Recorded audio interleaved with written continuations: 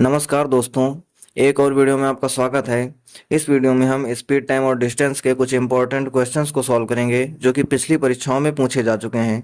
इसलिए यह वीडियो आपके लिए काफ़ी ज़्यादा इंपॉर्टेंट हो जाती है। वीडियो को लास्ट तक जरूर देखना। तो चलिए वीडियो को शुरू करते हैं। पहला क्वेश्चन लिखा हुआ है, एक आदमी अपने घर से अपने कार्यालय की एक निश्चित दूरी स्कूटर से तय करता है। 30 किलोमीटर प्रति घंटा की औसत चाल से जाने पर वह 10 मिनट देर से कार्यालय पहुंचता है, जबकि 40 किलोमीटर प्रति घंटा की चाल से जाने पर वह 5 मिनट पहले अपने कार्यालय पहुंच जाता है। तो उसके घर और कार्यालय के बीच की दूरी ज्ञात कीजिए। सबसे पहले हम क्वेश्चंस को नोट करते हैं। मान लेते हैं कि ये घर से कार्यालय के बीच की डिस्टेंस है। तो क्वेश्चन में लिखा हुआ है कि अगर यह 30 किलोमीटर प्रति घंटे की रफ्तार से जाता है तो 10 मिनट देरी से पहुंचता है। देरी का मतलब उसे 10 मिनट का टाइम ज्यादा लगता है, तो हम मान लेते हैं क्या T+10 मिनट का टाइम लगता है उसे। और अगर वह 40 किलोमीटर प्रति घंटा की रफ्तार से जाता है, 40 किलोमीटर प्रति घंटे की रफ्तार से जाता है तो उसे 5 मिनट कम लगते हैं, तो हम मान लेते हैं T-5 मिनट लगते हैं। अब हमें बताना है कि घर से कार्यालय के बीच की डिस्टेंस कितनी, यानी कि डी बताना है। पिछली वीडियो में मैंने इसके लिए दो फार्मूले बताए थे डिस्टेंस निकालने के। पहला फार्मूला था S1 S2 अपान S1 + S2 इंटू टाइम। ये फार्मूला हम तब यूज करते हैं जब हमें टोटल टाइम दिया हो। मतलब अगर इसमें हमें दिया होता कि यहाँ से जाने में और यहाँ से जाने में दोनों को मिलाकर कितना टाइम होगा, तो हम ये फार्मूला यूज करेंगे। दूसरा फार्मूला मैंने बताया था S1 S2 upon S1 - S2 into difference of time.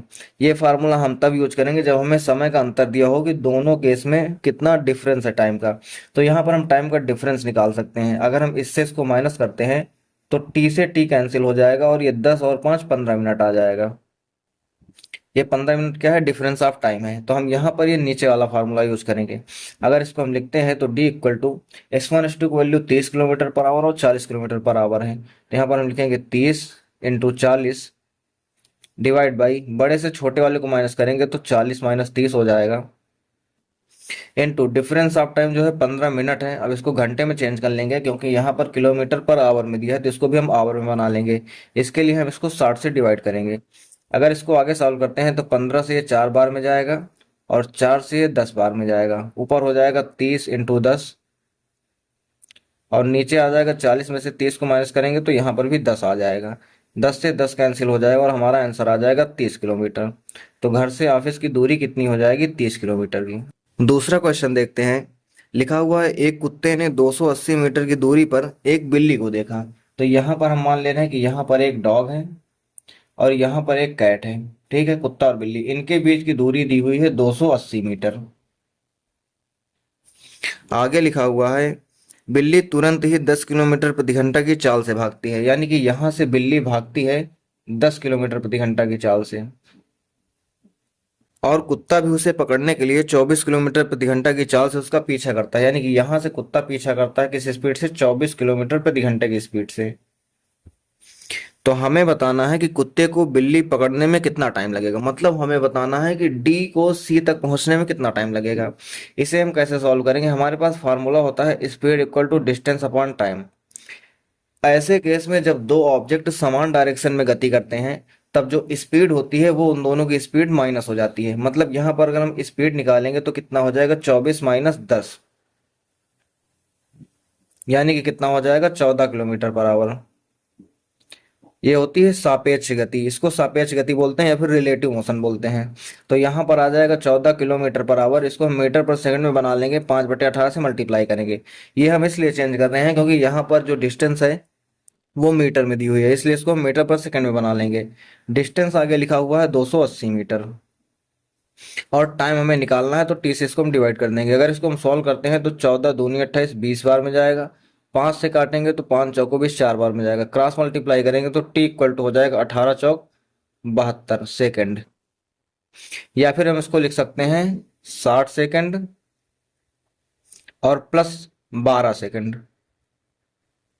अब 60 सेकेंड की वैल्यू हो जाएगी 1 मिनट, प्लस 12 सेकेंड को हम लिख सकते हैं 12/60 सेकेंड। ये हो जाएगा 1/5 और 1/5 का मतलब होता है 0.2, तो ये हो जाएगा 1.2 मिनट। और ये हमारे क्वेश्चन का आंसर हो जाएगा। तो कुत्ते को बिल्ली पकड़ने में कितना टाइम लगेगा? 1.2 मिनट का टाइम लगेगा। तीसरा क्वेश्चन देखते हैं। लिखा हुआ है दो व्यक्ति ए और बी एक दूसरे की ओर 10 किलोमीटर प्रति घंटा और 14 किलोमीटर प्रति घंटा की चाल से चल रहे हैं। तो यहाँ पर मान ले रहे हैं हम ए है और यहाँ पर हम मान ले रहे हैं बी है। ए इधर जा रहा है 10 किलोमीटर प्रति घंटा की रफ्तार से और बी इसकी डायरेक्शन में आ रहा है 14 किलोमीटर प्रति घंटा की रफ्तार से। आगे लिखा हुआ है उनके बीच की दूरी 24 किलोमीटर है। एक दूसरे से मिलने में उनके द्वारा लिया गया समय ज्ञात कीजिए। तो यहाँ पर डिस्टेंस ये दी हुई है कितनी है? 24 किलोमीटर। हमें बताना है कि ये जो है एक दूसरे को कहाँ पर मिलेंगे, कितनी समय बाद मिलेंगे। तो हमें यहाँ पर टाइम बताना है। हम फार्मूला यूज करेंगे speed equal to distance upon time का। ऐसे केस में जब कोई दो ऑब्जेक्ट एक दूसरे की तरफ आ रहे होते हैं तो इस केस में जो स्पीड होती है, जो सापेक्ष गति होती है, वो जुड़ जाती है। तो 10 में हम 14 को ऐड कर देंगे तो कितना हो जाएगा? 24 किलोमीटर पर आवर। ये आ जाएगा रिलेटिव मोशन, सापेक्ष गति इसको बोलते हैं। यहाँ पर हम वैल्यू पुट करेंगे तो 24 किलोमीटर पर आवर, इसको हम मीटर पर सेकंड में चेंज नहीं करेंगे। क्यों नहीं करेंगे? क्योंकि यहाँ पर डिस्टेंस भी किलोमीटर में दी हुई है, तो किलोमीटर से किलोमीटर कैंसिल हो जाएगा और टाइम हमारा सीधे सीधे आवर में आ जाएगा। इक्वल टू डिस्टेंस की वैल्यू हम रख दे रहे हैं 24 किलोमीटर। टाइम हमें निकालना है, 24 से 24 सीधे कट जाएगा एक बार में। क्रॉस मल्टीप्लाई करेंगे तो टी की वैल्यू सीधे सीधे आ जाएगी 1 घंटे। इसका मतलब क्या है कि ए और बी को मिलने में 1 घंटे का टाइम लगेगा। मतलब अगर ये गति करते हैं तो 1 घंटे बाद ये दोनों एक दूसरे को मिलेंगे रास्ते में। यही हमारे क्वेश्चन का आंसर हो जाएगा। चौथा क्वेश्चन देखते हैं। लिखा हुआ है जब एक कार की चाल 30% बढ़ा दी जाती है तो उसके द्वारा सामान्य गति से तय करने वाली दूरी को तय करने में 24 मिनट कम लगते हैं। समान दूरी को अपनी सामान्य चाल से तय करने में कार को कितना समय लगेगा? अब यहाँ पर क्वेश्चन में एक चीज लिखा हुआ है समान दूरी। ये चीज आप समझना। इसका मतलब ये है कि जो डिस्टेंस है वो क्या है? कांस्टेंट है, मतलब डिस्टेंस नहीं बदल रही है। इस केस में क्या होता है कि जो फार्मूला हमारा होता है speed equal to distance upon time का, अगर हम यहाँ पे डिस्टेंस को कांस्टेंट कर देते हैं तो स्पीड और टाइम जो होते हैं ये एक दूसरे के उल्टे हो जाते हैं। अब यहाँ पर आगे क्वेश्चन में देखते हैं तो क्वेश्चन में दिया हुआ है कि कार की चाल को 30% बढ़ा दिया जाता है। मतलब स्पीड को अगर हम देखते हैं तो पहला केस और दूसरा केस, पहले केस में अगर वो 100% रही होगी तो उसको 30 बढ़ा दिया जाता है, मतलब 130% कर दिया जाता है। इन दोनों को अगर हम रेशियो ले लेंगे तो 0 से 0 कैंसिल हो जाएगा, ये आ जाएगा 10:13। अब यहाँ पर क्या है कि डिस्टेंस अगर सेम है, क्वेश्चन में लिखा हुआ है कि डिस्टेंस कांस्टेंट है, तो टाइम जो हो जाएगा वो स्पीड का उल्टा हो जाएगा। मतलब अगर हम टाइम निकालेंगे तो हो जाएगा 13:10 का। इस फार्मूले को अगर हम ध्यान से समझते हैं तो स्पीड और टाइम एक दूसरे को उल्टे हैं। तो अगर स्पीड का रेशियो 10:13 है तो टाइम का रेशियो 13:10 हो जाएगा। आगे क्वेश्चन में लिखा हुआ है कि उस दूरी को तय करने में 24 मिनट कम लगते हैं। इसका मतलब यहाँ पर अगर हम देखते हैं तो यहाँ पर कितने यूनिट का फर्क है? तो यहाँ पर 3 यूनिट का फर्क है और ये 3 यूनिट किसके बराबर हो जाएगा? 24 मिनट के बराबर हो जाएगा। यहाँ से अगर हम 1 यूनिट की वैल्यू निकालेंगे तो हो जाएगा 8 मिनट के बराबर। अब आगे हमें बताना है कि सामान्य चाल से तय करने में कितना समय लगेगा।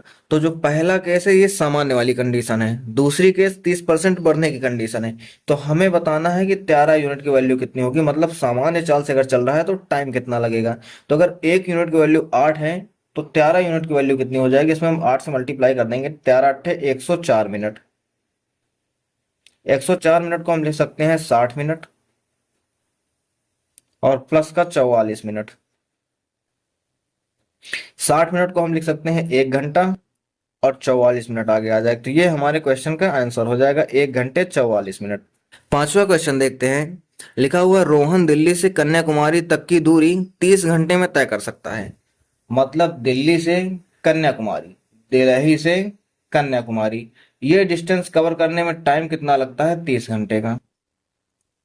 आगे लिखा हुआ है यदि वह अपनी चाल को 1/15वां हिस्सा कम करता है। अब यहाँ पर आप समझना कि 1/15 कम करने का मतलब क्या होगा। 1/15 कम करने का मतलब कि 15 में 1 कम कर देना, मतलब कि 15 को 14 बना देना। 15 में 1 कम कर देंगे तो कितना आ जाएगा? 14 आ जाएगा। कम करता है तो वह उसी समय में 10 किलोमीटर दूरी कम तय करता है, उसकी चाल ज्ञात कीजिए।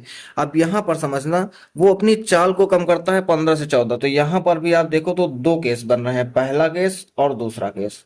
पहले केस में उसकी स्पीड थी 15 किलोमीटर पर आवर और उसने 1 किलोमीटर घटा दी तो बचा कितना, 14 किलोमीटर पर आवर। ये है स्पीड का रेशियो इनके। ये चीज समझना, क्वेश्चन में लिखा हुआ है कि 1/15 कम करता है, इसका मतलब हो जाएगा कि 15 में से 1 को कम करेगा, 15 में से 1 कम करेगा तो कितना आ जाएगा, 14 आ जाएगा।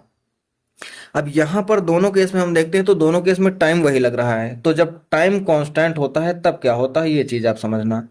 जब टाइम कांस्टेंट होता है तो फार्मूला होता है speed equal to distance upon time.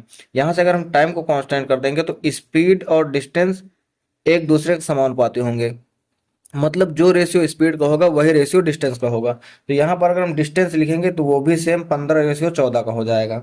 आगे लिखा हुआ है कि वह उसी समय में 10 किलोमीटर कम दूरी तय करता है, मतलब टाइम कांस्टेंट है और यहाँ पर दिया हुआ है कि 1 यूनिट कम है और क्वेश्चन में लिखा हुआ है कि 10 किलोमीटर कम तय करता है। तो मतलब क्या हो जाएगा कि 1 यूनिट की वैल्यू 10 किलोमीटर के बराबर हो जाएगी। तो 15 यूनिट की वैल्यू कितनी हो जाएगी, इसमें हम 10 से मल्टीप्लाई कर देंगे, हो जाएगा 150 किलोमीटर। हमें बताना क्या है, हमें बताना है कि उसकी चाल क्या होगी। चाल हमें बतानी है। अब हमें यहाँ पे डिस्टेंस पता चल गया, हमें टाइम भी पता है, तो हम फार्मूला कौन सा लगाएंगे, speed equal to distance upon time का। तो अगर हम ये फार्मूला लगाते हैं कि speed equal to distance upon time, तो डिस्टेंस कितनी है, 150 किलोमीटर और टाइम कितना है, 30 घंटे का। इसको कैंसिल कर देंगे तो कितना आ जाएगा, 5। तो स्पीड आ जाएगी कितनी, 5 किलोमीटर पर आवर। ये हमारे क्वेश्चन का आंसर हो जाएगा। लास्ट क्वेश्चन देखते हैं। लिखा हुआ है यदि कोई व्यक्ति 9 किलोमीटर प्रति घंटा की चाल से यात्रा करने के बजाय 15 किलोमीटर प्रति घंटा की चाल से यात्रा करता है तो वह 30 किलोमीटर अधिक यात्रा करता है, उसके द्वारा तय की गई वास्तविक दूरी कितनी है। यहाँ पर भी दो केस बन रहे हैं, पहला केस और दूसरा केस। अब दोनों में स्पीड दी हुई कि एक बार वो 9 किलोमीटर प्रति घंटे की चाल से चलता है, एक बार 15 किलोमीटर की। इसका अगर हम रेशियो ले लेंगे तो 3×3 और 3×5 ये आ जाएगा 3/5। अब आगे क्या लिखा हुआ है कि वह 30 किलोमीटर अधिक यात्रा करता है। अब इसमें टाइम की बात नहीं की गई है, टाइम की बात नहीं की गई का मतलब क्या हो जाएगा कि टाइम इसमें कांस्टेंट हो जाएगा। अभी मैंने पिछले क्वेश्चन में बताया कि जब टाइम कांस्टेंट होता है तो उस केस में speed equal to distance upon time से अगर हम देखते हैं तो स्पीड जो होगी वो डिस्टेंस के बराबर हो जाएगी, मतलब इनका जो रेशियो होगा वो बराबर हो जाएगा। तो यहाँ पर जो डिस्टेंस का रेशियो आएगा वो भी कितना आएगा, 3/5 का आएगा। क्वेश्चन में लिखा हुआ है कि वह 30 किलोमीटर अधिक यात्रा करता है, मतलब डिस्टेंस का अंतर कितना है, 30 किलोमीटर का। यहाँ पर हम देखते हैं तो कितने का अंतर है, 2 यूनिट का। 2 यूनिट बराबर कितना है, 30 किलोमीटर। इसका मतलब 1 यूनिट की वैल्यू कितनी आ जाएगी, 15 किलोमीटर। हमें बताना है कि उसके द्वारा तय की गई वास्तविक दूरी। तो ये पहला केस जो होगा ये होगा रियल वाला। तो हम 3 यूनिट की वैल्यू निकाल लेंगे। अगर 1 यूनिट की वैल्यू 15 किलोमीटर है तो 3 यूनिट की वैल्यू कितनी हो जाएगी, 45 किलोमीटर। यही हमारे क्वेश्चन का आंसर हो जाएगा। अगर वीडियो अच्छी लगी हो तो वीडियो को लाइक कीजिए और ऐसे ही और वीडियोज पाने के लिए हमारे चैनल को सब्सक्राइब कीजिए। धन्यवाद।